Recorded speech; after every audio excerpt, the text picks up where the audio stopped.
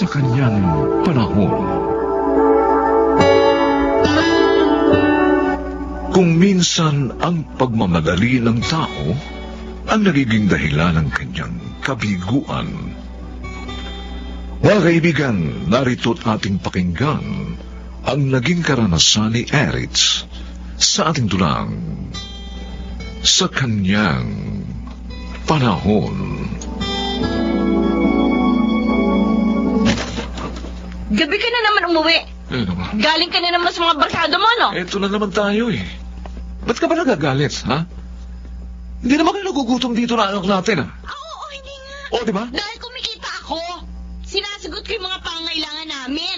At nakatira din tayo dito sa inyo. Alam mo naman pala, ano pang pinag-iingay mo dyan? Pero ikaw ang dapat na bumubuhay sa amin. Inuubos mo lang sa makikipagbarkada ang kita mo eh. Isang taon ni anak natin, ganyan ka pa rin. Sinabi ko na sa'yo noon, di ba?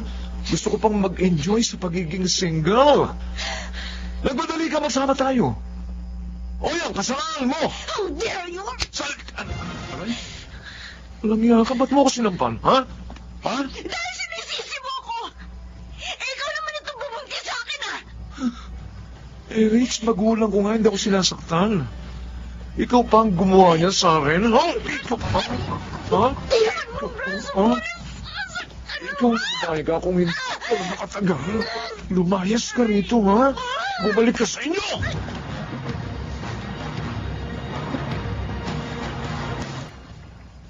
Desidido ka na bang makipaghiwalay kay Joey? Opo, ma. Walang iya siya. Walang iya siya. Irresponsable. Hindi na nga nagbibigay ng kita niya sa akin. Nakukuha pa ako saktan. Kasi nga pareho pa kayong bata na magsama. Nakagraduate nga kayo ng college, nagsama na agad kayo. Dahil nga buntis na ako, Kuya Ralph. Yun nga. Dapat iningatan mo ang sarili mo para hindi ka nasaktan ng ganyan. Wala na tayong magagawa. Nariyan na yan eh. Isikapin mo na lang na buhayin na maayos tong apo ko. Yun talagang gagawin ko, ma. Ipapakita ko kay Joey na hindi namin siya kailangan ng aming anak. Erich? Po. Bakit ganito apo ko? Ang init. May lagnat siya. Hindi ko napansin mo eh. Pero iyak nga siya ng iyak kanina. Ngayon nga lang siya natigil eh. May rashes siya. Tingnan niyo. Abay, Oo nga, ma. buti pa, dalhin na natin sa ospital ang pamangkin ko. Baka kung ano na yan.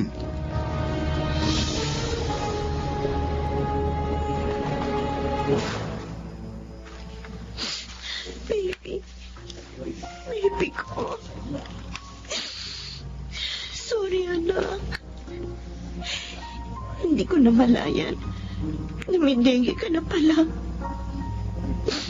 Dahil sa problema ko sa daddy mo, napabayaan kita. Kasalanan ko. Kaya ka namatay ng maaga. Patawarin mo ko, anak ko. Erich? Michelle, wala nang inaanak mo. Iniwan niya na tayo na maaga. Nalaman ko nga kay Tita Sylvia ang nangyari. Kaya nga nagpunta agad ako rito eh. Nakikiramay ako. Sakit, Michelle. Ganito palang mamatayan ng anak. Pakiramdam ko ngayon. Kulang na ang buhay ko. Parang hindi ko alam ngayon kung paano ko itutuloy ang buhay. Lakasan mo loob mo. Nandiyan pa naman ang mama at kuya mo. Hindi ka nila pababayaan. Nabigo na nga ako kay Joey. Nawala pa. Maging ang anak namin. Nagpunta pa siya rito?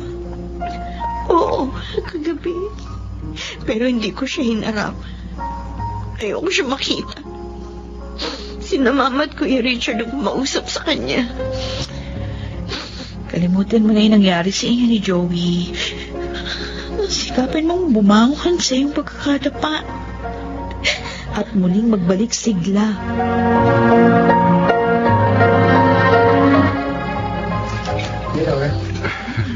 Thanks, Rich. For what, Richard? Sa pagsama mo sa akin mag-lunch dito sa restaurant. Office mate kita.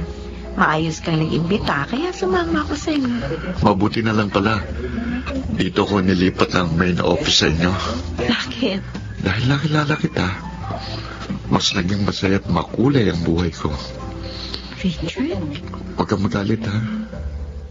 I think I'm falling in love with you.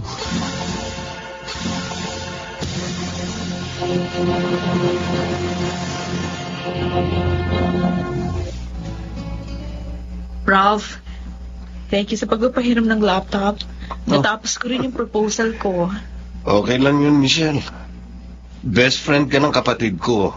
Kaya naman hindi ka na iba sa amin. Thank you. Kasi naman, bakit ang tagal magawa ng laptop ko? O, basta kailangan mo. Magpunta ka lang dito. Thank you, tita. Ay, nagpunta nga po pala ako kahapon kina Eritz. Oh, kumusta naman yung kapatid kong apurada? Apurada? Apurada naman talaga siyang magka-boyfriend at magkaanak eh. Kita mo nga, 3 years pa lang ang nakalilipas. May bago na siyang pamilya.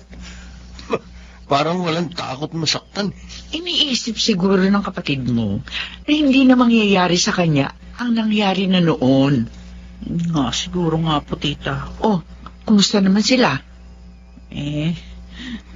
Hindi po maganda. Ha? Anong ibig mong sabihin?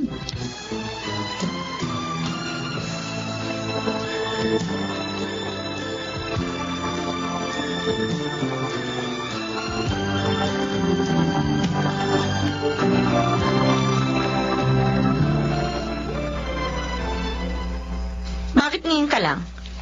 1 week ka na wala? Saan ka galing? Di ba sabi ko sa iyo, may seminar kami sa Cebu? 3 days lang ang sinabi mo. Pero 1 week kang hindi umuwi. Nag-relax muna ako. Nakakapagod din magtrabaho, Erich. Sinungaling ka. Ano ka ba? Bakit ka ba namamalo? Totoo naman ang sinabi ko eh. Nakausap ko yung kaibigan mo, si George. At nalaman ko na walang seminar sa Cebu. Ha? Ano ba pagkukulang ko, Richard? Para lukuhin mo ako. Inaasikaso ko naman kayo ng anak natin, ah. Kahit pa may trabaho ako. Pero bakit niloko mo pa rin ako? I'm sorry, Erich. Siguro nga, panahon na para malaman mo. Oo, meron na akong iba. Hindi. Richard. At siya na ang mahal ko ngayon. Kaya sana, para hindi na tayo mahirapan pa, maghiwalay na tayo. Walang iyak ka. Anak ko. Okay lang. Kahit sampalin mo pa ako. Alam ko na masakit ang ginawa ko sa'yo. Mahal kita, Richard. Pero hindi na kita mahal ngayon. So, please, maghiwalay tayo ng maayos. Hindi naman tayo kasal. Huwag kang mag-alala sa sustentuhan kong anak natin. May sakit ang anak natin, Richard. Kailangan ka namin.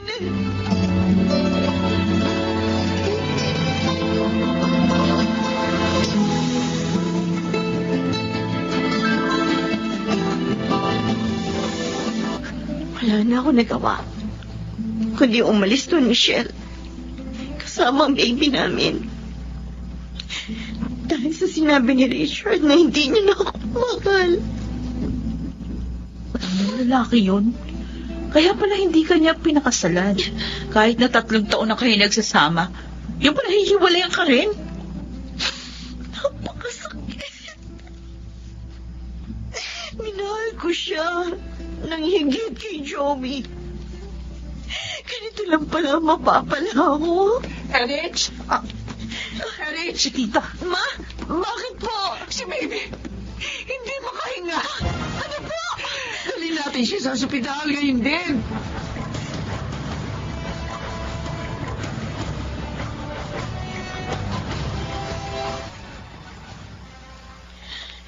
Ang kawawa kong anak. hindi siya nakaligtas sa pneumonia. Siguro, talagang hanggang dito na lamang ang buhay ng iyong bunso. Bakit ko sinapit ito, Ama? Nabigo na nga ako sa dalawang minahal ko. Pati mga anak ko nawala rin sa akin. Uminaw ka sana, anak. Galit ba sa akin ang Diyos? Para gawin niya ito sa akin? Rich, Ano ba ang kasalanan ko, Ama? may dahilan ang bawat pangyayari. Ang Diyos lang ang nakakaalam ng makabubuti para sa atin. Kaya huwag mo siya sumbatan, anak. Ano malay mo? Kaya niya kinuha mga apo ko ay upang hindi ka na lalong magdusa pa. Maraming bata na galing sa wasak na pamilya. Ang problema ngayon ang lipunan. Anak, baka kaya kinuha ng Diyos sa iyo mga apo ko ay upang hindi sila mapasama sa mga problema ng bansa. Sakit, Ma. Parang hindi ko na kaya. Makakaya mo yan, anak. Humawa ka lang ng mahigpit sa kanya.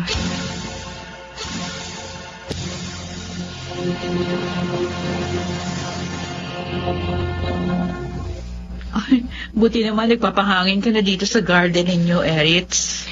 Alala na sa akin sina Mama at Kuya.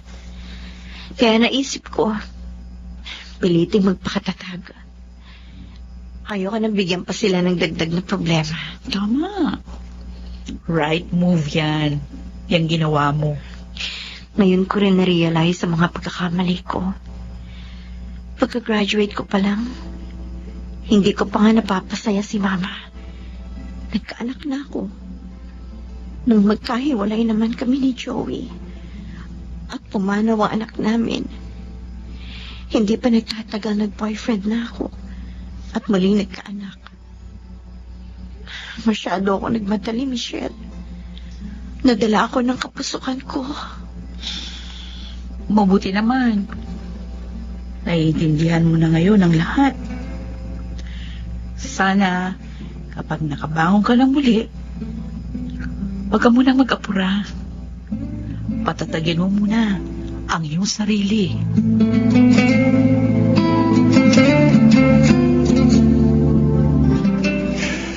Totoo ang sinasabi ko, Eritz. Kursunada ka ng office mate ko. Naiinis na nga ako sa pangungulit niya sa akin. Sorry na lang siya, Kuya. Focused ako ngayon sa career ko. Oh, talaga ha? Oh, yes naman. Candidate yata for promotion itong sister mo. Ay, naku, magandang balita yan, anak. Kaya nga po, nagsisikap ako talaga, Ma. Ayoko munang isipin ang tungkol sa pag-ibig. Sariwa pa rin sa akin ang sugat ng puso ko. Ganyan nga, anak. Pagalingin mo muna ang iyong sugat. At hayaan mong ihayag sa iyo ng panahon ang kalooban ng Diyos.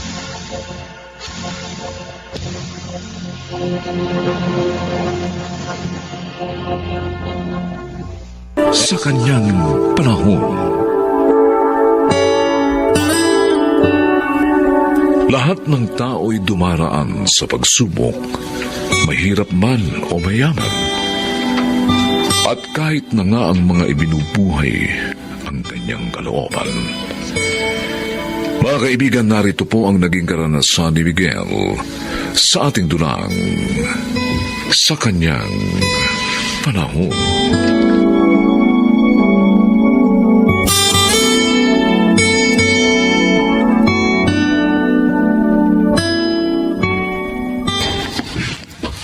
Aalis kayo? Ano ba yan? Kung kailan kami pumasyal dito, saka naman kayo aalis. Pasensya na, Ate Susana. May kailangan kaming gawin sa church eh. Paano yung grocery nyo? May mga tauhan naman kami doon, Kuya Drigo. Ay, no. Hindi nyo dapat laging hinahayaan sa kanila ang negosyo nyo, Rosa. Miguel, baka mamaya kinukupitan na kayo ng mga yun. Hindi nyo lang alam. Ate, may mga CCTV camera kami sa grocery. Maayos at madalas din ang inventory namin. Katulong namin ng mga pamangkin nyo. Iba na yung nakatitiya kayo. Kaya dapat, huwag kayong alis ng alis. Kung hindi rin lang mahalaga ang gagawin nyo. Huwag kayong mag-alala. Mababait at tapat ang mga tauhan namin. Hiniling namin sila sa Diyos, kaya alam naming magiging tapat sila sa amin. Ay, bahala na nga kayo. Babalik na lang kami. Saka ako na lamang sasabihin ng sadya ko.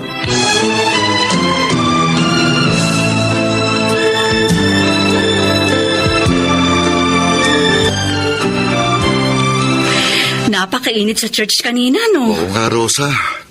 Ang dami na kasi natin At lahat dumadalo. Nakakatuwa naman dahil lahat ang sigla. Tama ka, pero dapat magkaroon na tayo ng mas malaking church para maging komportabling lahat. Maging yung mga gustong dumalo sa congregation natin. May mga naghahanap naman ng mabibiling lupa. Pati nga si Sister Marie. Kaya lang wala pa silang makita. Naisip ko, ano kaya kung i-donate natin yung lupa natin?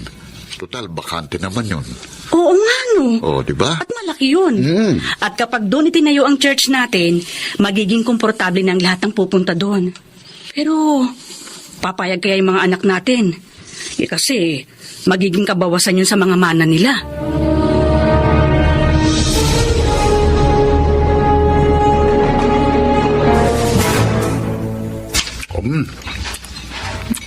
Sarap talaga ng lechon doon sa sukay natin, di ba? Hindi nakakasawa. Sinabi mo, Padrigo. Kaya hindi ko mapigilang magpapake. Sarap. Ay, nga pala, may ibabalita ako sa'yo, sana. Ano yun? Nakausap ko yung kapitbahay ng kapatid mo. Sinabi niya sa akin na i-donate daw nila Miguel yung malaki nilang lote para sa church. Ano? Dinonate lang? No, yun ang sabi ni Tonyo. Abay, pambira. Pinamigay lang nila yon. Ang laki nun sana sa akin na lamang niya binigay. Kapatid niya ako. Hindi niya ako naisip.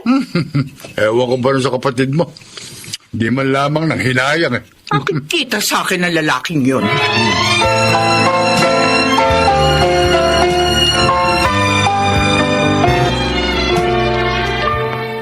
Miguel, ano ka ba naman?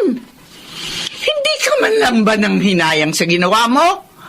Malaki ang lupang iyon na minana mo sa ating mga magulang. Ate, tao sa pusong ginawa ko. Inihandog namin ang lupang yon para sa Diyos. Kaya wala akong pinanghihinayangan. Maraming paraan ng paglilingkod sa Diyos. Hindi kailangan ibigay mo ang buo mong kabuhayan. Hindi naman buong kabuhayan yun. At saka sabi ko nga, tao sa puso kong aking ginawa. Isa pa, lahat ng meron tayo ay buhat din sa Diyos, hindi ba? Sana sa akin mo nilang ibinigay yun. Ako ang kapatid mo kaya dapat ako ang inuna mong bigyan. Ate naman, mas marami pa nga kayong ari-arian kaysa sa amin Nanghihinayang ka doon. Dahil gusto ko yung lugar na kilalalagyan ng lupa mo. Magandang pagtayuan ng negosyo. Ko talaga, Miguel, kakainis ka? Baka lumampas ka na sa langit dahil dyan sa ginagawa mo.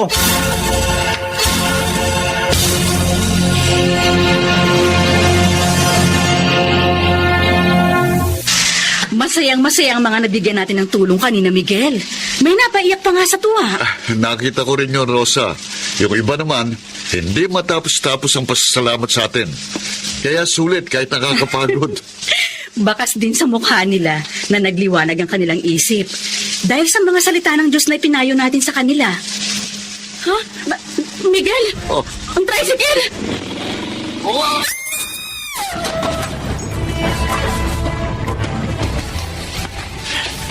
Ayla, Aljur, kumusta na ang nanay at tatay niyo? Wala pa po silang malay, Tita Susana. Kinagamot pa po sila. Ang sabi po ng doktor, delikado po ang lagay nila. Ano ba nangyari? Ayon po sa mga nakasaksi, kinat daw po sila ng isang tricycle na humaharurot. Nasaan ang walang yung driver ng tricycle? Nasa ospital din po siya, tita. Tita, aalis po muna kami sandali ni Aljur. Aattend lang po kami ng practice namin sa choir. Sa church na naman? Hindi ba kayo nag-aalala sa mga magulang nyo? Nag-aalala po. Ganun naman pala bakit yung sila iiwan? Pupunta po kami doon para tumupad ng duty namin. At para iparating din po sa mga churchmate namin ang nangyari. At higit po sa lahat, para ipanalangin sina inay at itay. Para iligtas po sila ng Diyos. Kailangan makabalik na tayo sa ospital. Sandali. May nagtag sa cellphone mo, ate. Si Tita Susana Aljur. Nagkamalay na raw sina inay at itay.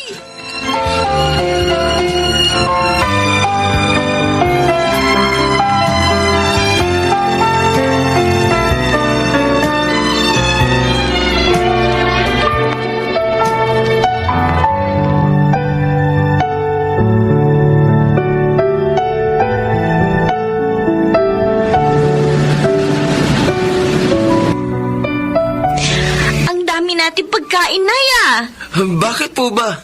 Wala naman pong may birthday sa ating lahat, ah. Nakakalimutan nyo na nga. Ngayon ang ika-1 taon nang makalabas kami sa ospital ng tatay nyo. Mula doon sa aksidenteng nangyari sa amin. Ay, oo nga pala. At sa awa ng Diyos, buhay at malakas kami. Kapiling nyo hanggang ngayon. Gusto namin ipagdiwang natin at ipagpasalamat yon. Ang pagtulong ng Diyos sa atin. Lalo na sa amin ng tatay nyo. Kaya pala, pinapunta niyo rin si Kuya Jeric at ang pamilya niya. Dahil tayong lahat ang magpapasalamat sa Diyos, Aljur. Ay, masaya yan. Teka, may nag-text sa akin. Ba? Oh, bakit parang nabigla ka, Miguel? Sino ba nag-text? At anong nangyari? Si Ate Susana. Ang sabi niya, isinugod daw niya sa ospital si Bayaw. Bakit daw po? Inatake sa puso.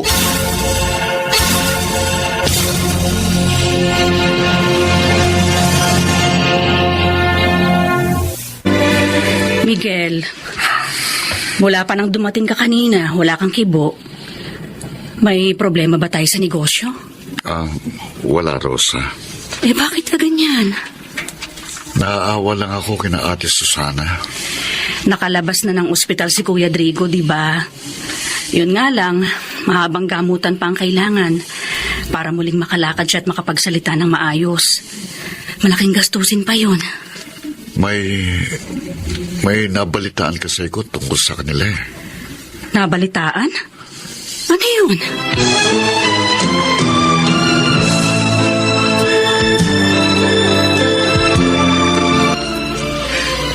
Maraming salamat sa pagdalaw niyo uli dito sa amin, Miguel. Rosa, kahit papaano, nababawasan ang lungkot ko pag nakikita ko kayo. Ate, magkapatid tayo. Kaya tama lang na damayan namin kayo. Kumusta na kayo, ate? Eto, naghahanap ng mapagbebentahan ng aming negosyo. Ano? Naubos na kasi sa ospital ang ipon namin ni Drigo.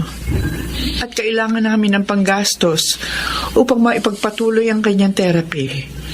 Pati ng pag-aaral ng 2 pa naming anak. Totoo nga palang nabalitaan namin. Ate, huwag mo nang gawin yun. Kami na ang bahala sa therapy at sa mga gamot ni Bayaw. Totoo? Oo. Pati na sa pagpapaaral ng 2 niyo pang anak. Natutulungan nga namin yung ibang tao eh. Lalo namin kayong tutulungan. Dahil hindi kayo iba sa amin. Maraming salamat sa inyo. Pabuti pa kayo. Kahit na aksidente kayo noon, nakaligtas kayo. At nanatiling matatag ang kabuhayan nyo. Hindi tulad namin. Si Drigo lang ang inatake sa puso. Pero halos maubos ang kabuhayan namin. Dahil, ate, tinulungan kami ng Diyos. At ang aksidenteng yun sa amin ay pagsubok lamang na amin ang mga napagtagumpayan. Huwag kang mawala ng pag-asa, ate. Malalagpasan niyo rin ang nangyari nito sa inyo. Lumapit ka lang at humingi ng awa sa Diyos. Pakikinggan kaya niya ako. Ganon na walang kami ng panahon sa kanya. Naubos ang panahon namin kung papaanong kikita na maraming salapi. Hindi namin siya pinaglingkuran. Ate, napakabuti ng Diyos. Lagi siyang laang makinig at magpatawad. sa sinumang sa kanya ilalapit at hihingi ng kapatawaran. Gawin mo yun at makikita mo, hindi kanya bibiguin.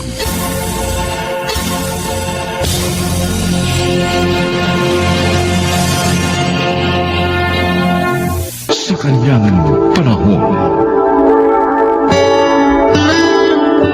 may mga taong pakiramdam ay mailap sa kanila ang kaginhawaan. Iyon ay dahil sa kawalan ng pinag-aralan. Pahirap pa ang naging katuwang sa buhay. Mga kaibigan, narito't ating pakinggan ang naging karanasan ni Janice sa ating dunang sa kanyang panahon.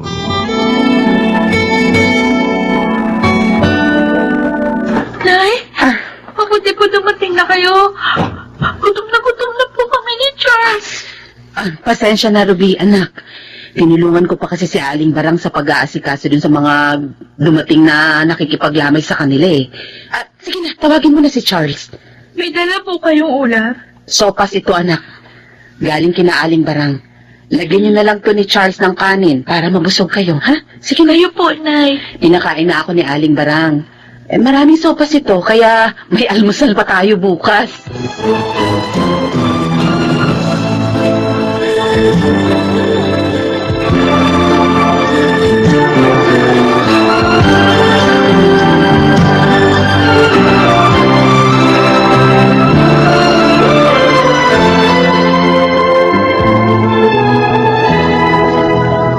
Julie, Mang Emong, heto na po ang mga damit na pinalabhan at pinaplansya niyo po sa akin. Tapos ko ng lahat. Ay, salamat, Janice. Napagod ka. Ayos lang. Basta nagawa ko ang trabaho ko. Ito lang naman kasi ang alam kong pwede kong maging trabaho. Dahil hindi ako nakatapos kahit high school. Hindi naman sa nakikialam ako, Janice. Ako naman nagmamalasakit lang sa'yo. Dahil kaibigan ka ng anak ko. Kaya nga po nagpapasalamat ako sa inyo.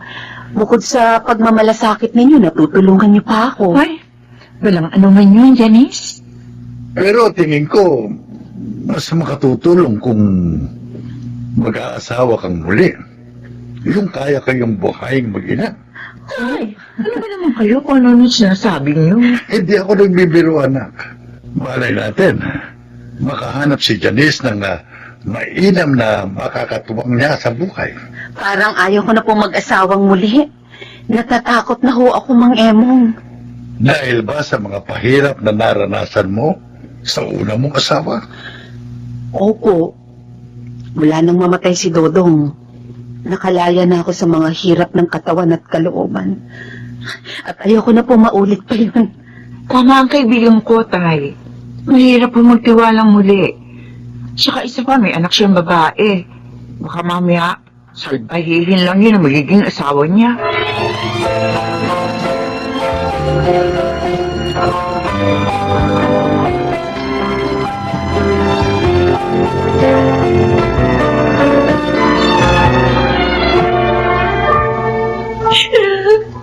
Inay! Oh, bakit ka umiiyak, anak? Nakasalubong ko si Aling si Mang. Oh, Sabi niya, magbayad na tayo ng utang natin sa bahay niya. Kung hindi daw, tatapon niya lahat yung gamit natin. ano? Pinagtawanan tuloy ako ng mga kalaro ko. Pambihira naman siya. Nag-usap na kami Pati ikaw, binungangaan pa. Sabi pa ng iba pang mga bata kanina, laman daw tayo ng mga lamayan. Para daw makakain tayo. Anak. Gusto ko nga silang awayin eh. Kaya lang alam ko, totoo naman po yung sinasabi nila. Ay, kailan pa po ba magbabago buhay natin? Magbabago pa kaya ito?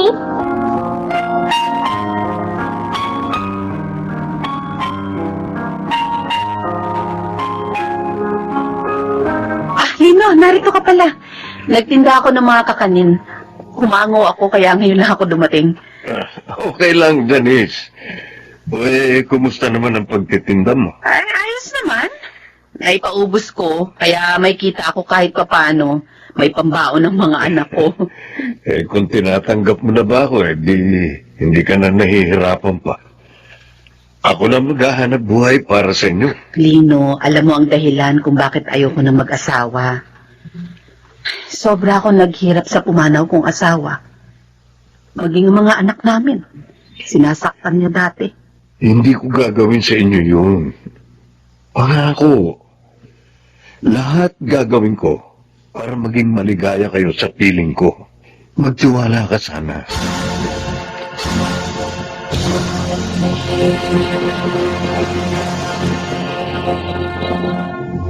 Tulog na ba sina Charles at Ruby, Janice? Oo, Julie. Salamat nga pala sa pagpapatuloy niyo sa amin dito sa bahay niyo, ha? Kung wala kayo, hindi ko na alam kung saan kami pupunta ng mga anak ko. Talagang masungit yung sisimang. Kulang sa pasensya. 2 buwan po ang utang namin sa bahay niya, Mang Emong. Hindi ko po nabayaran kaya pinaalis niya kami. Dumito muna kayo. Habang hindi niyo pa kayang manap na matitirahan. Total, 2 lang naman kami ni Itay dito. Dahil ang asawa ko, nagtatrabaho sa ibang bansa. Salamat, Julie. At pasensya na po kayo sa abala namin, ha? Kung gusto mo, ipapasok kita roon sa kaibigan ko. Naghahanap siya ng tindera sa bigasan niya.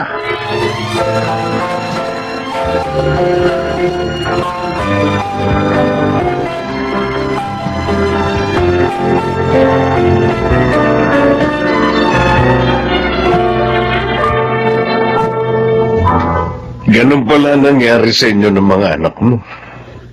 Oo, Lino. Mabuti nga pinatuloy kami ni Julie dito kasi hindi ko talaga kayang umupo ng bahay sa ngayon. Pakasal ka na lang sa akin. Para hindi ka na mahirapan pa. Lino, Siguro, naiilang ka dahil sa 20 taong tanda ako sa'yo. Kahit naman matanda na ako, makatitiyak ka naman na mamahalin ko kayo. At lahat gagawin ko para magkaroon ng magandang kinabukasan. Sina Charles at Ruby. hindi naman yun ang inaalala ko eh. Hindi ko kayo pagmamalupitan. Maniwala ka. At kahit hindi mo ko mahal, tatanggapin ko. Basta pakasal ka lang sa akin. Lino, Oo, Janice. Ayos lang kahit hindi mo ko mahal. Dahil naniniwala ako na matututuhan mo rin akong mahalin.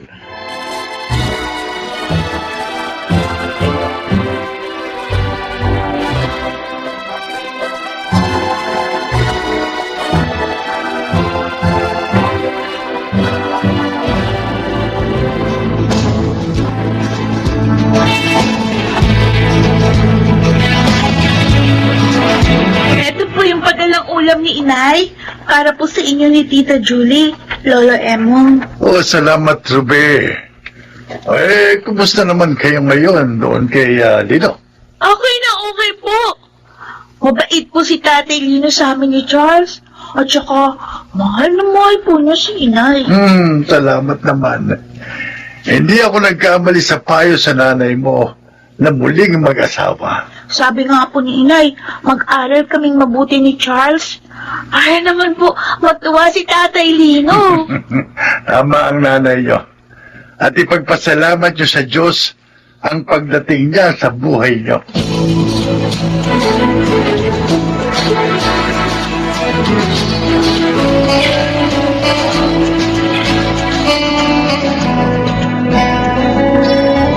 Talaga?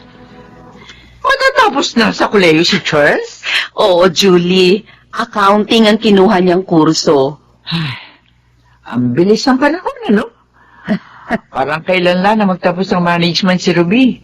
Ngayon, si Charles naman. Oo nga. Alam mo, tuwang-tuwa si Lino. Hindi raw siya binigyan ng sakit ng ulo ng mga bata. Swerte mo kay Lino, Jadine. Ay, tama ka. Biyaya siya ng Diyos sa akin. Bininig niya ang mga dalangin ko. Ilang araw bago kami ikasal ni Lino. Oh, ano? Ano yun? Oo, Julie. nagsagawa ako ng panata sa kanya. Oo. Ilang araw bago ako pakasal kay Lino. Dahil nga, alam mo naman, natatakot ako sa gagawin ko. At ibinigay sa'yo ang hiniling mo. Oo. At sa pamamagitan ni Lino, napawi ang mga hirap at lungkot ko. Kaya naman, napamahal na rin siya sa akin. Uy, parang may tumatawag yata sa cellphone mo. Ay, oo nga. Sa akin pala yun. Oh, si Charles. Nasa bahay yun eh. Bakit kaya siya tumatawag? Hello, Charles. Oh, bakit ka tumawag? Nay, umuwi po agad kayo dito. Ha? Bakit? Ano nangyari? Si Tatay Lino po, nahirapang huminga. Ano? Nawala ng malay. Oh, Diyos ko!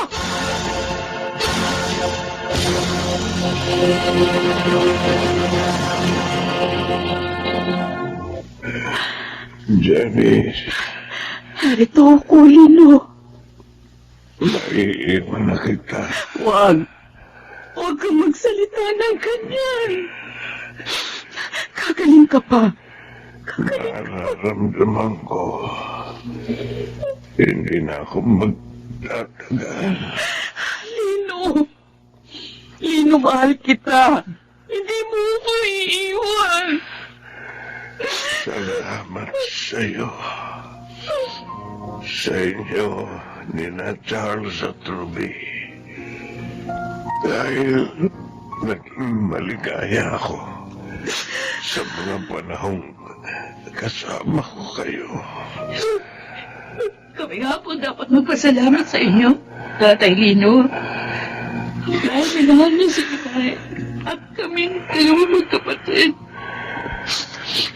Binigyan niyo po kami ng magandang kinabukasan. Mahal po namin kayo, Tatay Lino. Mahal ko rin kayo, mga anak. Huwag niyo sanang pababayaan ang inyong ina. Lino. Lino. Hanggang dito na lang ako, Janice. Hindi bale. Natupad ko naman ang mga pangako ko, di ba? Lino.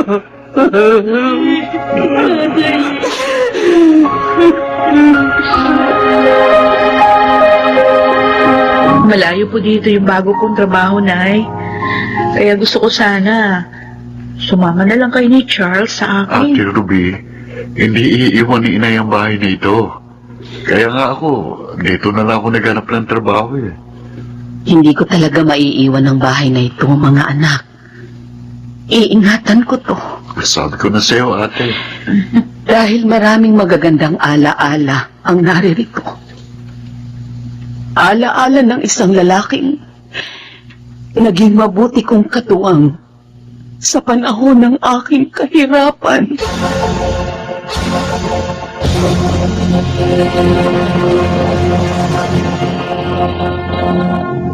Sa kanyang panahon, may kasabihan na ang oras ay ginto, kaya hindi ito dapat aksayahin, lalo na sa mga bagay na walang kabuluhan. Mga kaibigan, narito po ang naging karanasan ni Doray sa ating dulang sa kanyang panahon.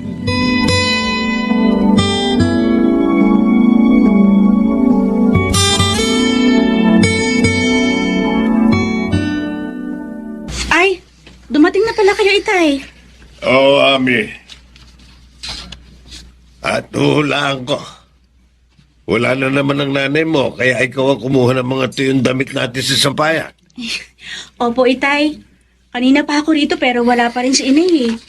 Nakapagluto na rin po ako ng hapunan natin. Nanay mo talaga, oh.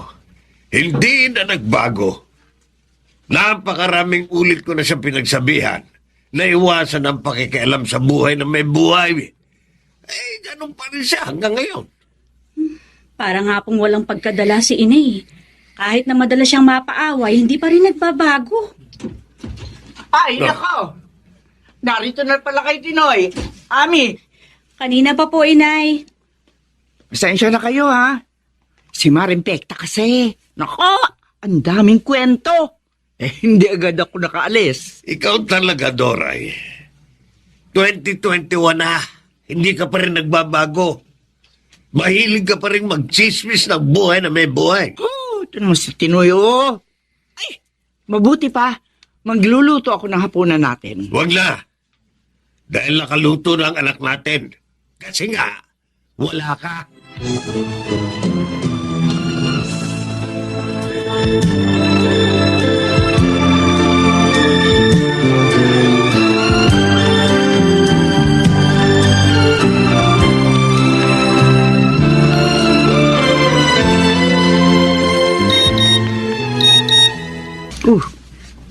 May text na naman si Marimpekta. Pambihira.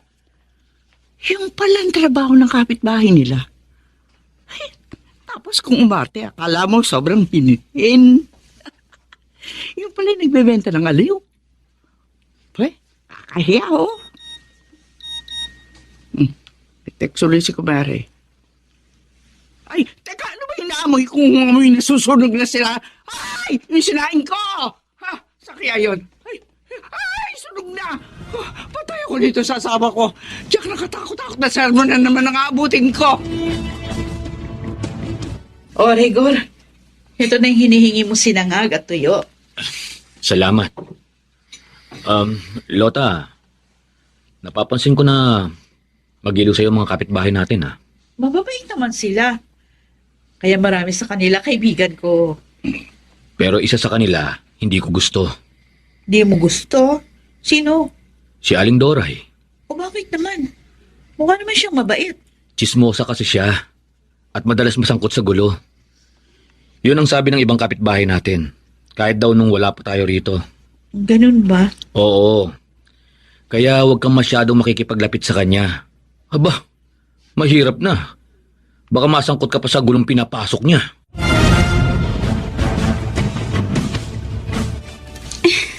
Ang tagal naman ni Itay. Baka kung ano na nangyayari kay inay. Ami, narito na ako. Itay, salamat naman dumating na kayo. Oh. Kanina ko pa kayo hinihintay. Ayaw kasi akong paalisin ng boss ko hanggang hindi tapos yung pinagagawa niya sa akin.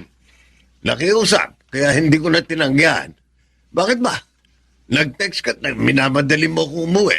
Bakit? Si inay po kasi. Nasa barangay sila ni Aling Pekta. Ala, si Pekta na naman pala ang kasama. Opo. Pinabarangay sila nung babaeng ginawa nila ng kwento. Ay, sus. Kanina nga po gusto nang sabunutan si inay nung babae nang magpunta rito. Si Doray talaga, oo. Walang kadala-dala. Tay, puntahan niyo na po ang inay sa barangay. Baka kung ano na nangyayari sa kanya doon. Naku, kundi ko lang mahal ang nanay mo, anak. Matagal ko na siyang hiniwalayan.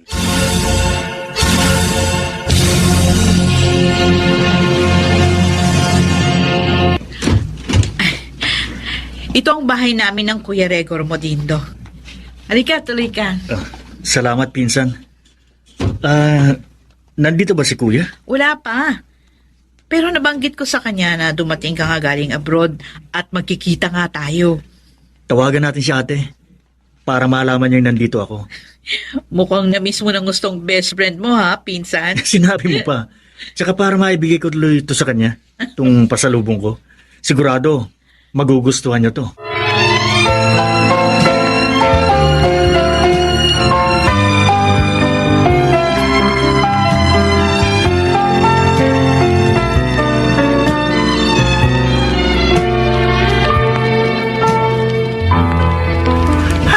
Shop-top.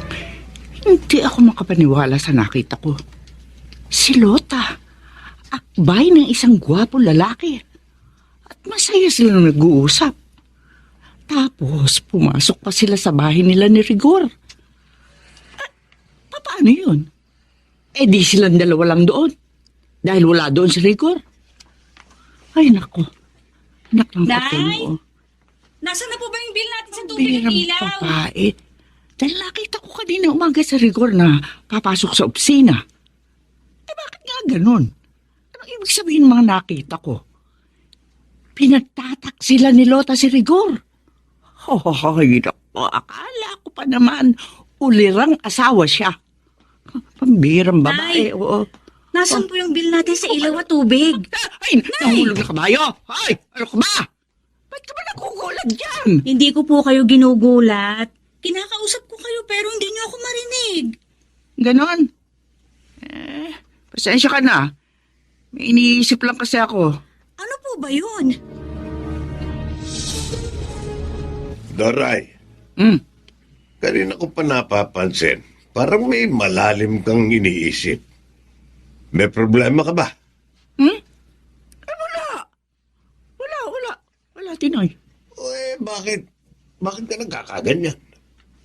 Ano gumugulo sa isip mo? Kasi, hindi ako makapaniwala sa nalaman ko. Anong nalaman? Tinoy, Oh, si Lota, nagtataksil kay Rigor. ano? Ay, Doray, chismis na naman yan eh. Itiko mo yung bibig mo, ha? Dahil kung noon hindi ka napahamak, baka sa pagkakataong to, mapahama ka na. At madamay pa kami. Baka mapatay pa tayo ni Rigor. Balita pa naman dito ang pagkaastig ng taong yun. Pero Tinoy, kitang-kita ko. Akbay si Lota ng isang gwapong lalaki. Hay, at ang sweet nila, ha? Pumasok sila sa bahay nila. Wala naman daw si Rigor. Oh, ano iisipin ko? Di nagtataksil siya. Tumahimik ka! Mabigat na bintang yan. Hindi ka nakatitiyak. Pero Tinoy, Ito ang tandaan mo, Doray, ha?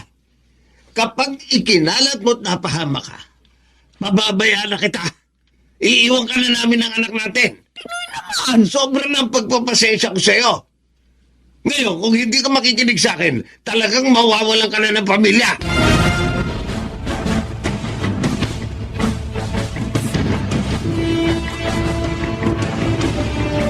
Aba, si Aling Dora yun ah. At mukhang ako ang hinihintay. Bakit kaya? Naku, huwag siyang magkakamaling kwentuhan ako ng chismis. Dahil talagang babarahin ko siya. Rigor! Magandang gabi. Magandang gabi rin po, Aling Doray. Ano po bang sa atin? Juan, may gusto lang sana ako ikwento sa'yo. Aling Doray, kung yan po ay kwentong kutsero, wala po akong panahon. Mas marami pang makabuluhang bagay ang dapat kong paggamitan ng oras ko. Diyan na kayo. Nanto, suplado. Bahala ka nga sa buhay mo.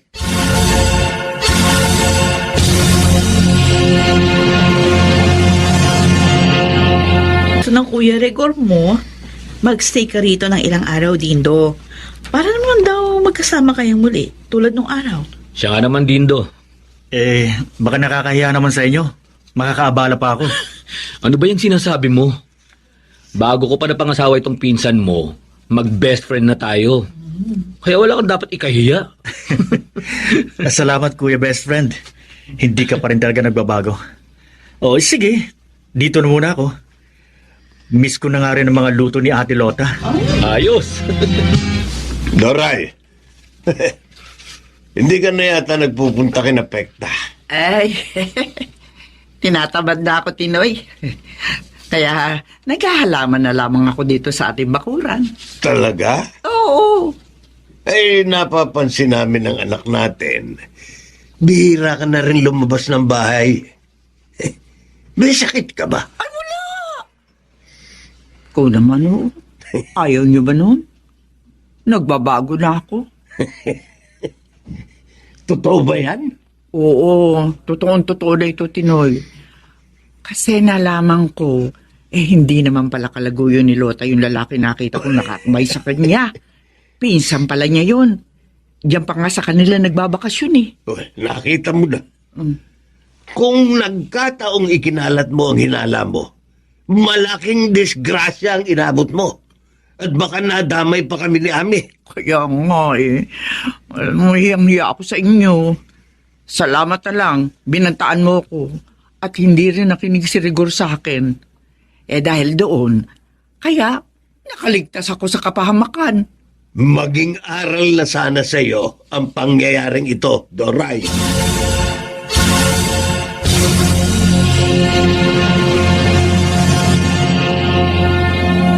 Sa kanyang panahon,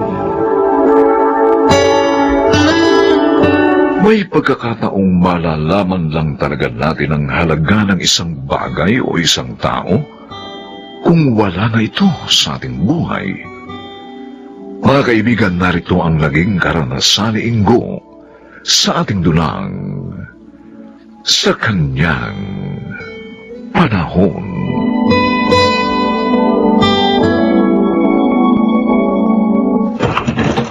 Magandang gabi sa'yo, Loida. Na-estorbo ba kita? Oo naman.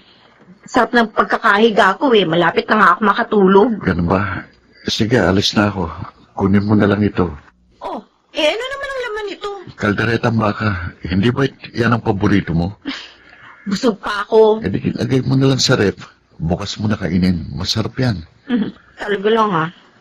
Sandali nga. Bubuksan ko to. Uy, ang bango ah. Mukhang masarap nga ah. Magugustuhan ito ni Morant. Sinong Morant?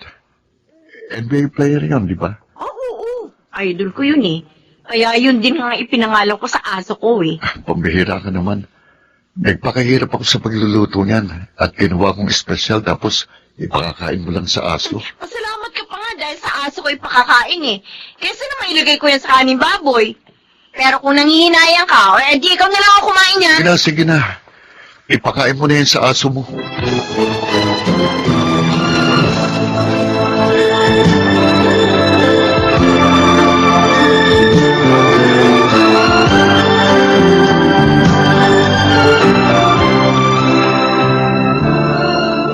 Kunwari ka pa, nakimuran po, ipapakain. Pagkatapos, ikaw rin pala lalanta. Ang sarap kaya nito. At saka isa pa, sinabi ko lang naman yung kay Ingo. Para naman, mawala siya ng gana sa panliligaw sa akin. Napakabait at napakatyaga niya si Ingo. Ano pa ba naman ang ayaw mo sa kanya? Ano naman ang magagawa ko, Nay? Hindi ko talaga siya type eh. Pero alam mo anak, gusto ko siya para sa iyo. Iilan na lang ang mga lalaking katulad niya. Kaya naman pala may gusto sa kanya eh. Di sasabihin ko sa kanyang kayo na lang ang ligawan niya. Total byuda naman kayo. Malay nyo, magustuhan din kayo ni Ingo. Ano ba kalukuhan niya pinagsasabi mo dyan? Ay, si Inay! May gusto kay Ingo! Sira ulo! Gaga! Saan ka ba pupunta? Sasamahan kita. Kung sabihin ko kayang sa impyerno ako pupunta, ha? Sasamahan mo pa rin ba ako? Kahit pa siguro sa impyerno ka magpunta, ipaparamdam ko sa'yo nasa langit ka pa rin. Dahil akong yung magiging guardian angel. Anong guardian angel ka dyan? Mukha kang ng demonyo. Buntot at sungay na lang ang kulang sa'yo, no? Grabe ka talagang manlait. Ay naku, hindi kita nilalait. Sinasabi ko yung totoo.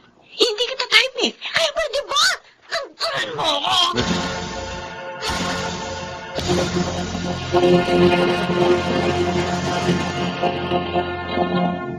Sobra ka naman, Loida. Bakit tinapon mo sa basurahan yung bulaklak na binigay sa'yo ni Ingo? Umpisa ngayon, lahat ng ibibigay niya sa akin, itatapon ko talaga sa basurahan. Ay, grabe ka talaga. Ang lupit mo. Nakakapwisit na kasi. Ilang beses ko na nga siya binasted, pero ayaw pa rin akong kantanan. Oo, Loida, yan na siya. Loida, bakit mo naman itinapon sa basurahan yung binigay ko sa yung bulaklak? Ang ganda-ganda pa naman, tapos ibabasura mo lang. Ganun ba? Huwag ka mag-alala. Babawi na lang ako. Ha? Reregaluhan din kita ng bulaklak. Hindi lang basta bulaklak. Espesyal pa yun. Ano namang klaseng bulaklak yun? Hindi yung bulaklak na may special design. Tapos may nakasulat pa. O hindi nga lang I love you o nakasulat doon, kundi condolence. Bulaklak naman yun ang patay. Gusto mo na ba akong matodas? Kung po pwede nga lang na ipanalangin sana, mawala ka na sa landas ko eh. Toxic ka na kasi, Ingo! Naaalibad ba na ako talaga Okay. Sige, suko na ako. Kung ang paglayo kong makakapagpasaya sa'yo, edi, hindi na kita muling gagambalain pa.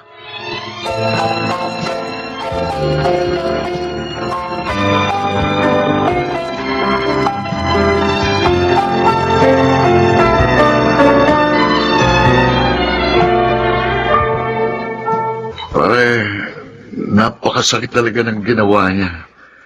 Grabe, parang dinurog niya ang puso ko. Ang kulit mo naman kasi. Sabi ko naman sa'yo, hindi lang iisa ang babae sa mundo. Huwag mo na ipagsiksikan ang sarili mo kay Lloyd. Anong magagawa ko? Siya talagang mahal ko eh. Kalimutan mo ng lintik na pagmamahal yan. Ano naman? Antanan mo na si Lloyd dahil nagmumukha ka lang tangang asong buntot na buntot sa kanya. Para sabihin mo nga sa akin, pangit ba ako? Bakit hindi ako magustuhan ni Lloyd, ha? Ba't hindi mo itanong sa salamin ng bagay na yan? Pero, ano naman kaya sasagot ng salamin sa akin? Ano ba? Eh di, of course, Ingo. Pangit ka talaga. Ha?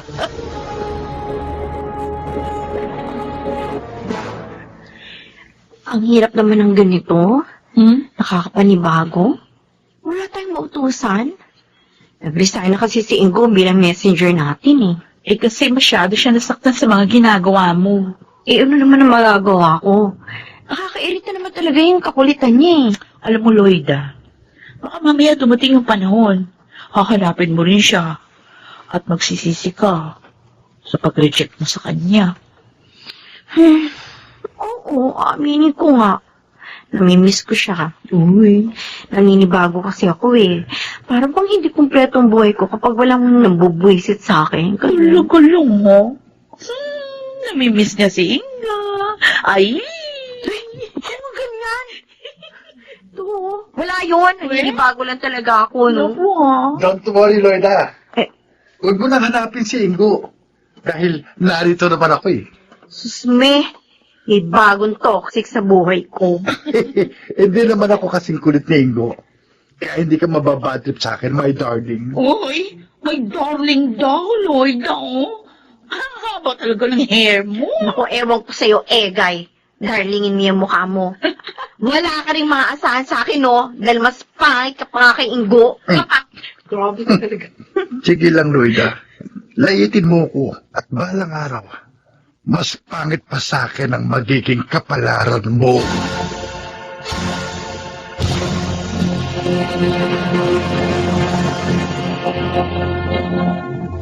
Mukhang malalim ang iniisip mo, anak ha. May problema ba? Wala po, Nay. Namimiss ko lang po si Ingo. Talaga? Nangangahulugan lang siguro kung mahal mo na rin siya. Hindi naman po siguro. Naninibago lang po ako. Anak, babae rin ako. At ganyan-ganyan din ang ginawa sa akin ng tatay mo nung nililigawan pa niya ako. Halos araw-araw din siya kumagparamdam sa akin. Pero hindi ko siya pinapansin. Tapos, bigla na lamang siya naglahong parang bula. Inanap-hanap ko siya. At doon ko napagtanto, mahal ko pala siya. Ano pong gusto niyong puntuhin? Mahal ko na rin po ba si Ingo? Aba, hindi ko alam. Dahil ikaw lang ang makababatid niyan.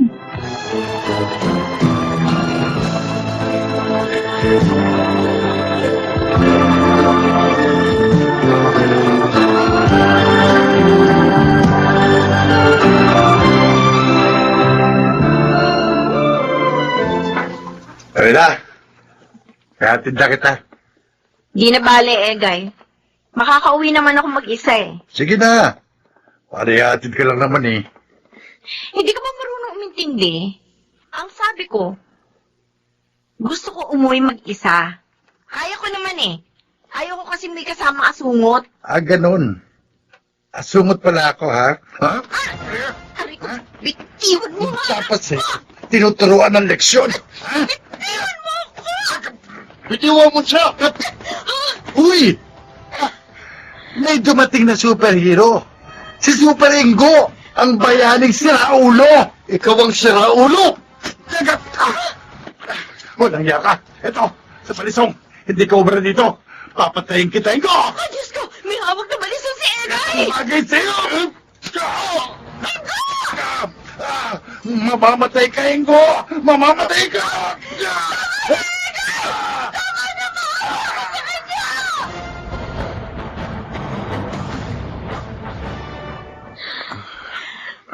Ang mga akala ko talaga, tuluyan ka na mapapahamak. Bakit naman kasi pinatulan mo pa si Egay? Lloyda, mahal kita. Kahit buhay ko, itataya ko para sa'yo. Sorry, Ingo. Patawarin mo ako. Lalagay sa peligro ang buhay mo lang dahil sa akin. Huwag kang humingi ng tawad dahil wala kang kasalanan. Ginawa ko lang kung anong nararapat. Hindi magandang naging pagtrato ko sa'yo. Kaya may kasalanan pa rin ako. At sa kabila na nagawa mo pang itaya ang buhay mo dahil sa akin. Dahil mahal kita, Lloyda. Mahal na mahal kita. Ingo, magpagaling ka ha.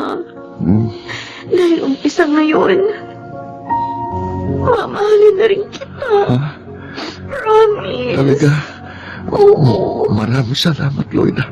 At patutunayan ko sa iyo nga, hindi ka magsisisi sa iyong desisyon.